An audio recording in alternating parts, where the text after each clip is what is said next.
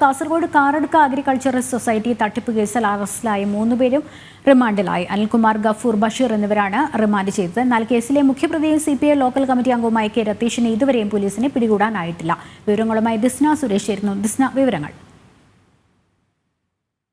Karadka agricultural society തട്ടിപ്പ് കേസിൽ 3 പേരാണ് ഇന്നലെ അറസ്റ്റിലായത്. ഈ 3 പേരാണ് ഇപ്പോൾ റിമാൻഡിലായിരിക്കുന്നത്.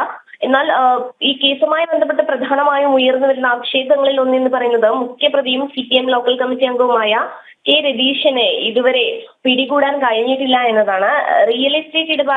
രതീഷിന്റെ റിയൽ എസ്റ്റേറ്റ് ഇടപാടിലെ പങ്കാളികളെയാണ് ഇന്നലെ അറസ്റ്റ് ചെയ്തത്. കാഞ്ഞങ്ങാട് നെല്ലിക്കോട് സ്വദേശി അനിൽകുമാർ, പറക്ലായി സ്വദേശി ഗഫൂർ, ബേക്കൽ സ്വദേശി ബഷീർ എന്നിവരെയാണ് അറസ്റ്റ് ചെയ്തത്. ഇവരുമായി രതീഷിന് പണമിടപാടുണ്ടായിരുന്നുവെന്നും കാറടുക്ക ബാങ്കിൽ നിന്നും വൻ തുക ഇവരുടെ അക്കൗണ്ടിലേക്ക് എത്തിയിട്ടുണ്ടെന്ന കണ്ടെത്തലും രേഖകളുടെ അടിസ്ഥാനത്തിലാണ് ഇവരെ ഇന്നലെ അറസ്റ്റ് ചെയ്തത്. സംഭവവുമായി ബന്ധപ്പെട്ട് ഈ പ്രതികളെ റിമാൻഡ് ചെയ്തിട്ടുണ്ട്. ലക്ഷ്മി, ദിസ്നയാണ് വിവരങ്ങൾ നൽകിയത്.